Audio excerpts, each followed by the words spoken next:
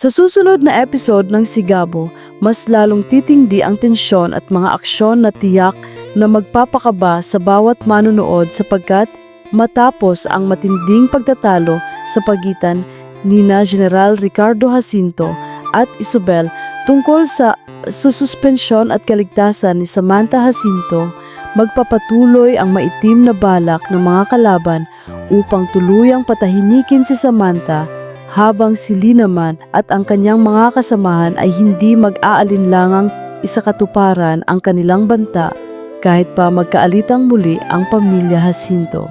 Samantala sa Tondo, matapos ang nakalulungkot na pagdukot kay Mang Babot at sa iba pang mga walang labang mamamayan, hindi titigil si Gabo kasama sina Daboy at Tolits upang hanapin ang kinaroroonan ng mga biktima dahil sa lumalalim na hinala na sangkot ang isang malaking sindikato ng human trafficking at organ harvesting na naglalayong ibenta ang mga organo sa mga dayuhan. Kaya naman sa tulong ni Edwin na naglakas loob na magsalita laban sa posibleng pakikipagkuntsabahan ng ilang tiwaling miyembro ng NLEA.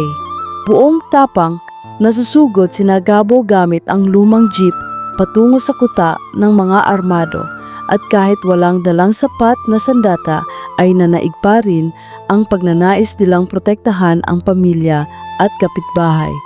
Sapagkat para sa kanila ang pagiging tubong Tondo ay nangangahulugan ng matapang na paglaban para sa katarungan at katotohanan.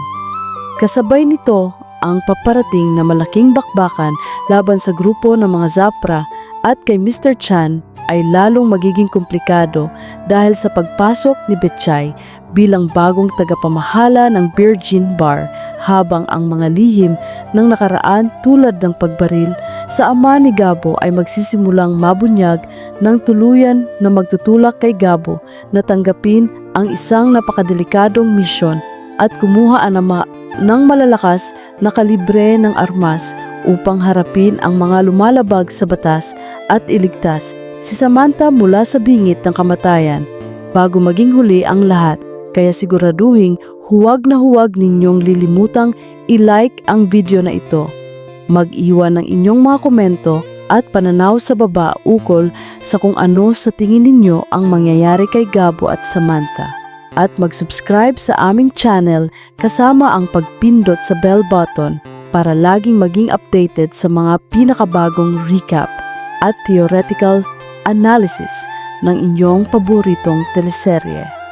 At pagkatapos ng mga pangyayaring ito, lalabas ang tunay na katapangan ni Gabo kapag nakarating na sila sa tagong kuta kung saan ginaganap ang illegal na operasyon ng human trafficking at organ harvesting, sapagkat kahit wala silang dalang malalaking sandata, ay gagamitin nila ang kanilang diskarte, lakas ng loob at kaalaman sa kapaligiran upang isa-isang pasukin ang mga nakabantay na armadong kalalakihan, habang sa kabilang banda naman ay makikipag-unahan si General Ricardo Jacinto sa oras upang mailigtas ang buhay ng kanyang anak na si Samantha bago pa man ito tuluyang mapatay ng mga tauhan ni Lee at ng pamilya Zafra na naghahangad ng gantimpala at kapangyarihan. Habang patuloy ang matinding barilan sa pagitan ng mga awtoridad at ng grupo ng mga sindikato, makakaharap ni Gabo ang mga pangunahing utak ng pagdukot at doon niya matutuklasan ang mas malalim pang koneksyon ng negosyong ito sa mga matataas na opisyal na nagpoprotekta sa kanila na magiging dahilan upang mas lalo pang mag-alab ang kanyang pagnanais na makamit ang katarungan para sa kanyang ama at sa buong komunidad ng Tondo. Sa huli, magtatagpo ang landas ni Gabo at Samantha sa gitna ng panganib kung saan kailangan nilang magtiwala sa isa't isa upang makaligtas at mapabagsak ang buong organisasyon ni Mr. Chan at ng mga Zapra. Kaya siguraduhin huwag ninyong kakalimutang i-like ang video na ito, mag-comment ng inyong mga haka-haka sa ibaba,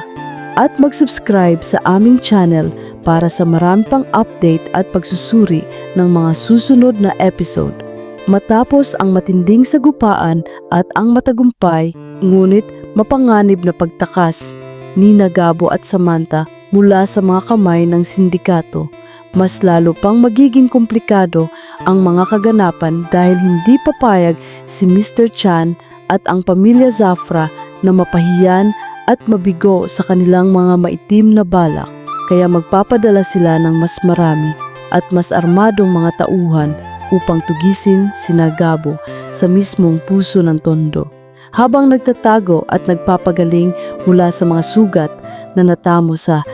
nakaraang bakbakan, mapipilitan si Samantha na makipagtulungan ng mas malalim kay Gabo at sa kanyang mga kasamahan tulad ni Daboy at Tulits, sapagkat maiisip niya na ang mga pamamaraan ng opisyal na batas ay patuloy na nahaharangan ng mga tiwaling opisyal sa loob ng NLEA at ng pamahalaan na binabayaran ng mga kriminal.